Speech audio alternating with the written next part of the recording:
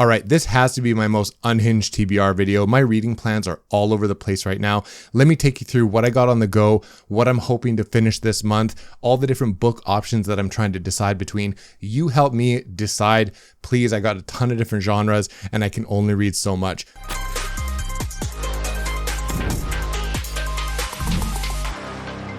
So my first book that I'm going to be reading in March, and the one that I'm basically almost done, this is a carryover from the very kind of the end of February or beginning of the month maybe, because we're already a week into March as we speak.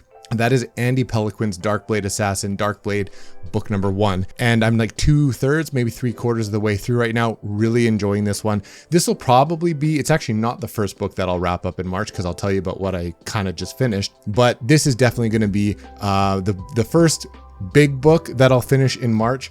So that is definitely going to get read. As you know, I'm kind of bouncing between Stormlight. I'm on book number 2, Words of Radiance. I'm chipping away at this one, you know, throughout the, sorry if it's loud, there's motorcycles and stuff outside my window, but I am going to be chipping away at Words of Radiance as I continue through the month. And like I said in a previous video, I'm going to read that, you know, while I read other things, because I don't want to sink all my time into Stormlight. I'm a little bit burnt out with fantasy right now, so I'm bouncing between genres, and I'll tell you a little bit more about that because I have a lot of options to choose from. On that note, I decided to read the short story by Stephen King called The Monkey. That is in his Skeleton Crew collection, short story collection that has a ton of different ones, like 25 short stories in here. And I ended up going to see the movie, The Monkey, the adaptation that just came out. Very different story than what it is in the book. The ending's completely different. Both very good. I really enjoyed the short story.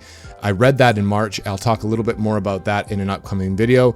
But because I'm feeling a little bit of, not fantasy burnout, but I feel the itch to mood read a little bit and feel the itch to bounce around genres, I decided to jump into another short story in here, a famous one called The Mist. So I'm actually reading The Mist right now. It's not that long. I'm maybe 15-20% into it.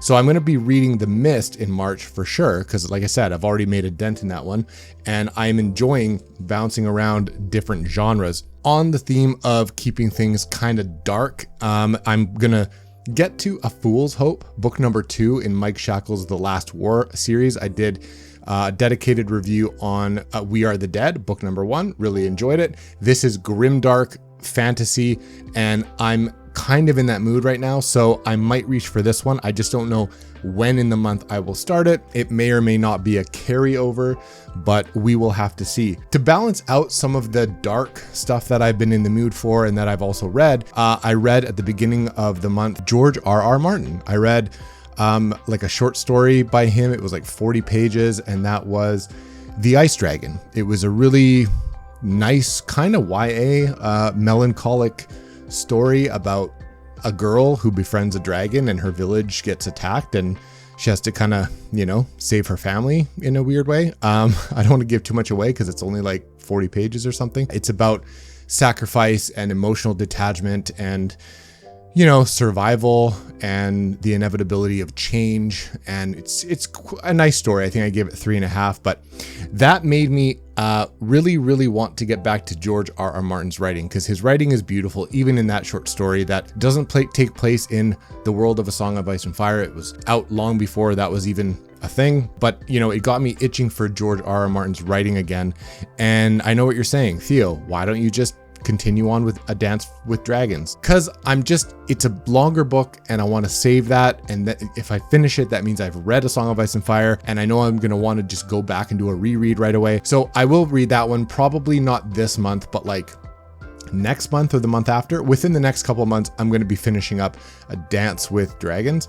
But in the meantime, I thought might as well try the Night of the Seven Kingdoms, the Duncan Egg stuff. I think there's novellas in here. I don't exactly know what the setup is, but it's short and there's some pictures in it. And you know, pictures sometimes help. So I do think that this is going to scratch my itch for George R.R. Martin, and it's pretty short little novellas. I don't know if it's a collection of novellas. It must be, because this is like 300 pages or something. And like I said, there are pictures. I should have shown you this before. There's like, you know, stuff in here that you can look at. So, oh, hey, that's pretty cool. The dust jacket just came off and there's like colored illustrations. That's really sweet. On the end things, whatever they're called. I'm definitely going to read this in March. This is a for sure, because I'm itching to read more George. And I think that there's an adaptation coming or something. You guys correct me. I should have probably researched that before I mentioned this, but I think there's an adaptation. Either there's a series. I think there's a series coming. Is it a movie? I cannot remember. I've also entertained bouncing back into some sci-fi, you guys, because if you know, I just finished the first Red Rising trilogy. Man, I loved it. I did a dedicated review on that. I loved the Red Rising trilogy. I loved it. So I'm really trying. I mean, I don't know why I'm trying not to, but I'm very seriously considering putting this ahead of some other books and just jumping right into Iron Gold.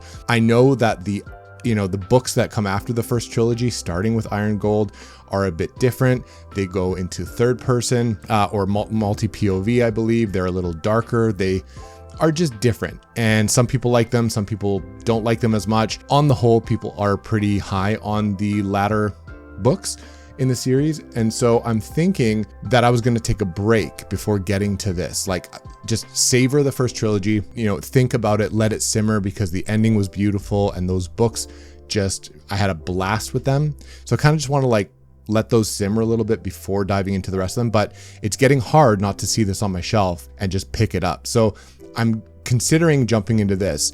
And if you wonder why I'm holding this up, is because it's kind of got my sci-fi senses tingling a little bit, and I want to continue on with Sun Eater, because in November we get the last book in the Sun Eater saga, and I am on Ashes of Man. Kingdoms of Death, at this point, book number 4, was my favorite of the series. This is book number 5.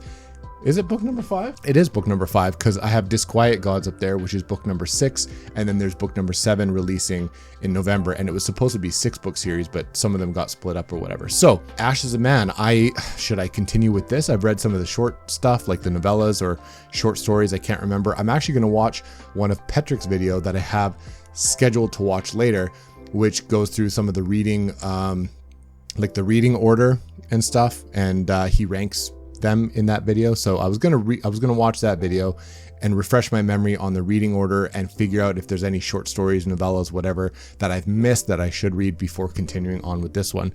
So I might read this one too. So that is kind of what I'm thinking. I have no idea where things are going to land. I was also going to maybe pick up with my wife Mystic River. That seems like a really cool book. I know some people that have read that recently and really enjoyed it. I'm also thinking about continuing with the Danny Ryan series. I finished City on Fire sometime last year, and the next book is called City in Ruins, I believe, by Don Winslow.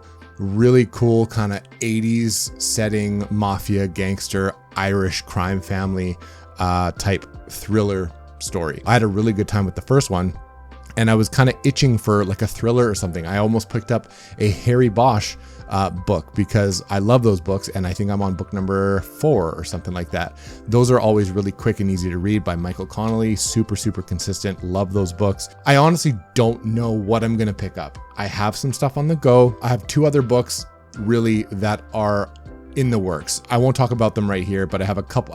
Sometimes I have multiple books going at once, and it just depends on my mood what I end up sticking with and finishing first. So there's my super unhinged, like WTF March reading plans video. You tell me, is there anything that I've shown you that you think I should prioritize or finish first? Is there anything that you might be reading along with me that we can chat about in the comments at some point when I post some videos about what it is that I ended up reading? You guys tell me. Just wanted to do a quick video. March reading plans, March TBR. You tell me what your plans are in the comments. I'd love to know. Maybe I'll get some ideas for anything else I can swap out or fit in if time allows. That is it. I hope you're having a really good day. Thanks for hanging out with me again today, and I will catch you guys all on the next video.